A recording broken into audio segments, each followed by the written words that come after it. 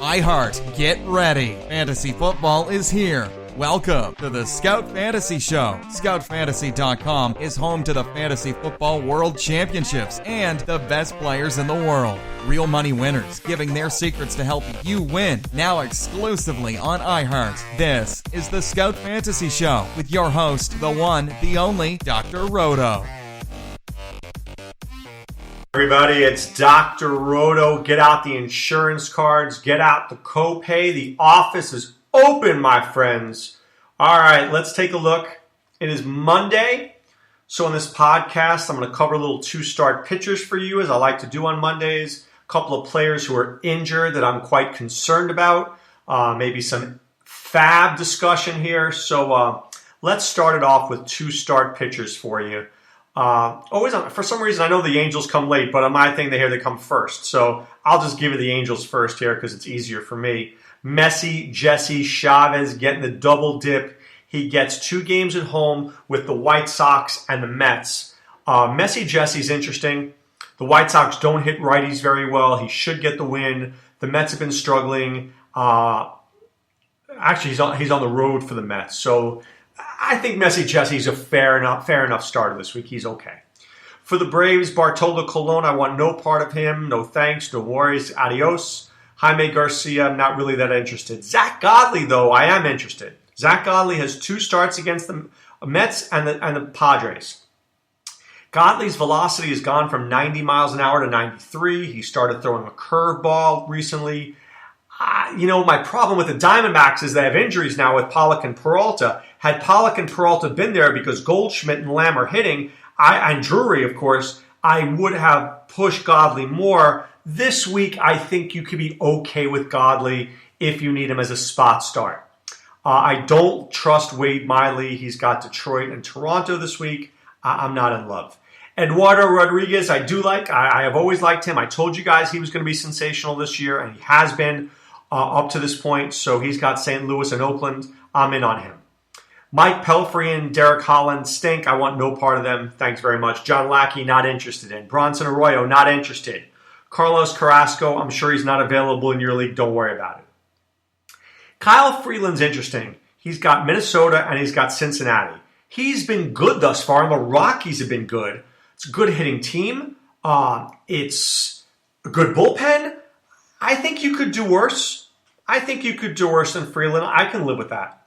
Matt Boyd is an interesting start. He's got Baltimore on Tuesday. Baltimore doesn't hit lefties well at all, so I think Boyd is a good start. Then he's got Texas later in the week, and Texas struggles with lefties, especially with Beltre out, so I think Boyd might be very interesting as well.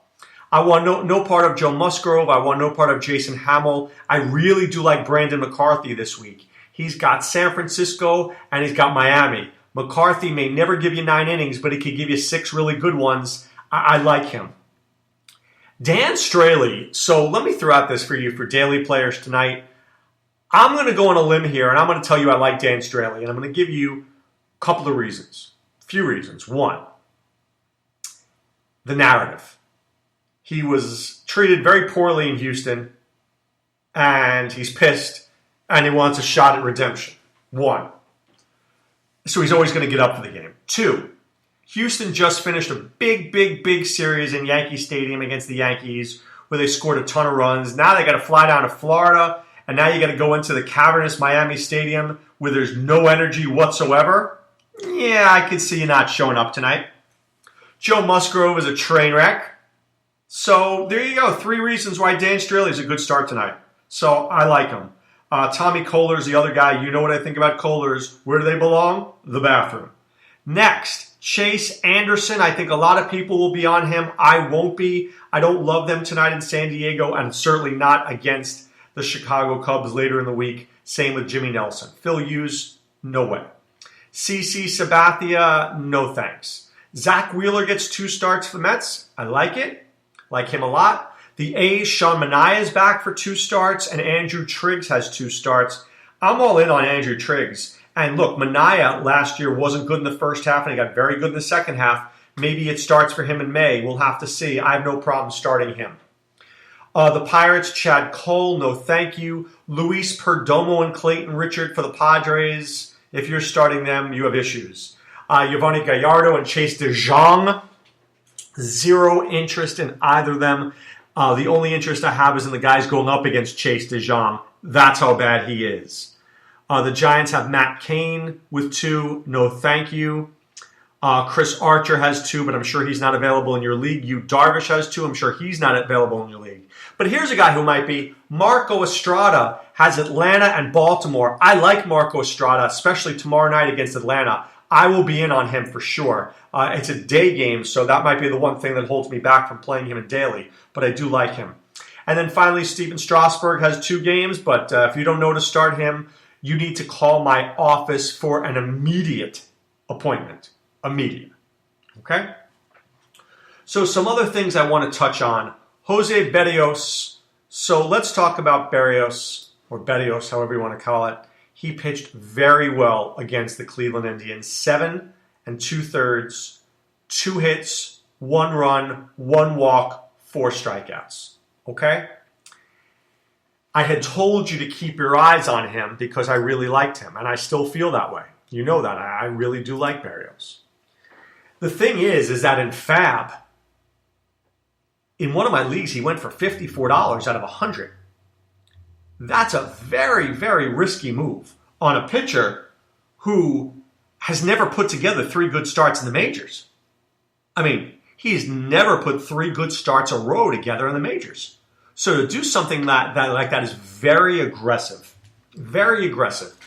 I bid on him last week in one league. I bid him for $16. And I got him because I was a week early. Right? That was clever. One league, we have an $80 budget, and I bid 14 on him, and I got him. The next bid was 9. Another league, I bid 11, and that league that somebody bid 54, but there were a lot of bids for $24, $25. I'll say this. Does he have upside? Immense upside. Immense. Would I bid $54 on him? I don't know if I bid $54 on anybody. People forget something about fantasy sports. Unless you're playing DFS. Okay? Unless you're playing DFS. Baseball is a very, very long season. It is May 15th. We got to go through June 15th, July 15th, August 15th, September 15th. You've got at least 4 more months and then a couple of weeks at the end. So you're looking at 4 more months of moves. Okay? How many weeks is that? 16? 16 weeks? So let's call it, for argument's sake, another 16 weeks of moves. You just spent $54 on Berrios. And let's just say you'd already spent, I don't know, another 10 or 12 earlier this year. So for argument's sake, let's say you've spent $70 out of your 100. You have $30 to go the next 16 weeks. You better not have any injuries. You better have no problems. You better have any guys not sucking. And then Berrios better be really darn good. Because otherwise, you're going the next 4 months on fumes. Now, maybe you say, look, by July 15th, if I'm out of it, who cares? Well, that's a way of thinking it. But look, I've seen crazy things in baseball. I was in the last 3 years, I kid you not, 2 different leagues, I was winning by 5 points on the last week of the season, only to lose by half a point. Happened in a local league, and it happened in a Sirius XM host league against Ray Flowers. I mean, literally, I had to have everything go wrong, and Ray had to have everything go right, and that's what happened. Are you kidding me? 5 points in 1 week at the end of the season? So, do I want a couple of dollars at the end of the year? Pick up some players? Absolutely.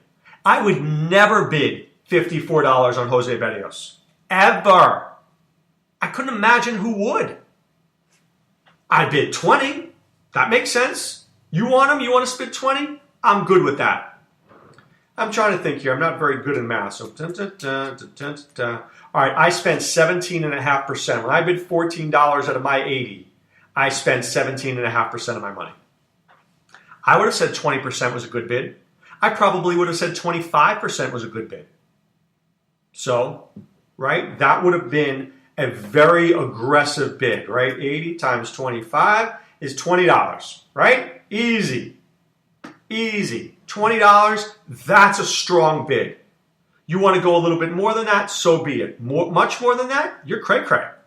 You're cray-cray. I wouldn't do it. So speaking of fab, and I'm going to look at it in a different way. This came up on our radio show a couple of times this morning. So if you don't listen to our radio show, we're on Sirius XM Fantasy Sports Radio, Scout Fantasy Sports with myself and Adam Ronis. Multiple people had Gregory Polanco dropped in their leagues. Gregory Polanco, 25-year-old outfielder from the Pirates. Last year hit .258 with 22 home runs, 86 RBIs, and 17 stolen bases. This year he's been disgusting. I mean, really disgusting. He's hitting .252, 1 home run, 9 RBIs, and 6 stolen bases. Now, maybe he's affected by Starling Marte not being there. Who knows? He has been disgusting. And people were calling up and saying he's been dropped in their leagues. And Ronis was like, what? In a dynasty league? Go get him. And Ronis was willing to bid anything on him, which I have no problem being aggressive. So if Gregory Polanco is dropped in your keeper or dynasty league, and let's say you have 1,000 free agent dollars and you have maybe 900 left, go bid 600-700. I don't know whether I'd bid 800 or 900, but I certainly would bid 600 or 700. Because if you're in a dynasty league, he can help you. He may not be helping you this year, but a 26-year-old next year, yeah, I think he'll be just fine. He should be able to go 20-20, right? He should be able to get you 20-20 next year. So in a dynasty league, I'm willing to bid a little bit more on a guy than I am in a redraft league. Jose Berrios in a redraft league? I don't know. I mean, what's he going to do? In a dynasty league, sure, that makes more sense to me. But you gotta look at these things in free agency. Is it a good bid? How much am I spending? How much do I have left? Do I have a contingency plan? So let me bring out a contingency plan. In Tout Wars this year, I'm in the head-to-head league. Now, I hate head-to-head. I really despise it. But what I did was I have 2 guys on my roster, Jed Yorko and Brad Miller, who are on my reserves. Why? They're my contingency plan. They qualify everywhere. Second, short, third, first in case of Miller, everywhere a pitcher and outfield. So I can use these guys anywhere. As the season goes on, I can plug and play them anywhere. That is very valuable to me. So if I'm spending a lot in free agency, I want to make sure I have a contingency plan. And my contingency plan is always make sure I have a guy, at least one guy, who's a plug and play. Plug and play, Ben Zobrist in the day, Brad Miller, Jed Yorko, Derek Dietrich. Guys I can plug in anywhere I need and play as necessary. Plug and play. All right, one more guy I want to discuss, and this one I'm very, very upset about. I really am. AJ Pollock leaves the game with a groin injury. And right now, you've got to think that he's not going to play. He was despondent about the injury, so they're going to examine it again. I'm going to say right now that this guy's out for at least 2 weeks, at least till the end of May. But we don't know that yet.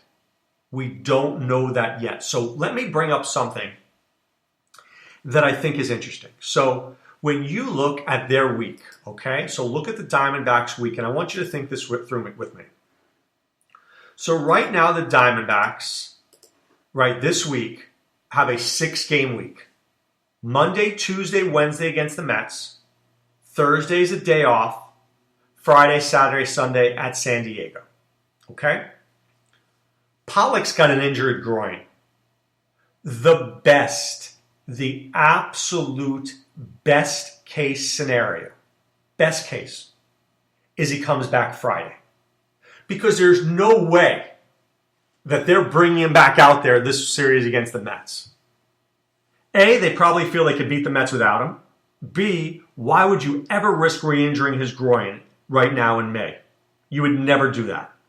So the best case scenario is he comes back Friday. Okay? I think he's going to be out in 2 weeks. I told you that, but assume that I'm right. So what I would do is if I had a guy on reserve who I thought was going to play every day, I'd certainly play him over Pollock. Because right now, I'm thinking I'm going to get 3 games from Pollock at most. And let me tell you this. Even if he comes back, let's say he comes back on Friday, my guess is they give him Friday and Saturday. And let me check something else here out for you.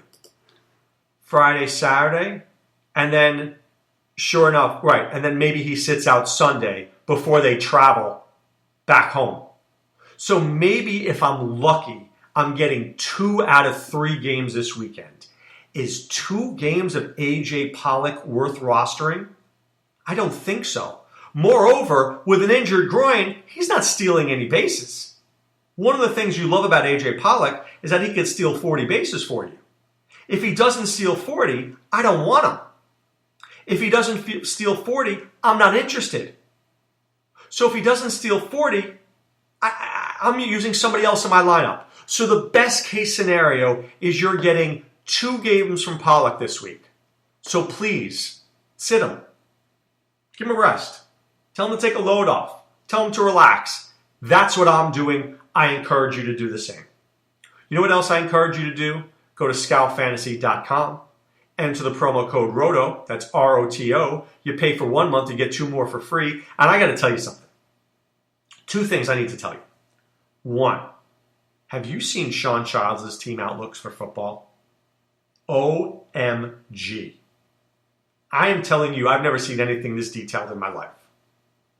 So, you want to get back into football? Check out Sean's outlooks.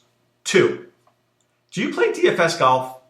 If you do, you should be checking out our DFS hub every week. One of those guys in there is killing it. Every week he's winning money, and every week he's dropping knowledge in there. Every week he's dropping knowledge for people. Al is killing it. AJW, killing it. So where else would you find that except the Scout Fantasy message boards? I encourage you to check them out and be part of the Scout Army and be part of what we're doing. All right, but right now it's time to put away the insurance cards, put away the copay. The office is closed, my friends. Thanks for listening. We're back tomorrow with more. Be well. Take care. Thanks for listening to the Scout Fantasy Show. There's never been a better time to join the Scout Army. Visit scoutfantasy.com. Use the promo ROTO for 2 months free. And don't forget, fantasy players, please thumbs up the podcast on the iHeart app. See you next time. Go Scouts!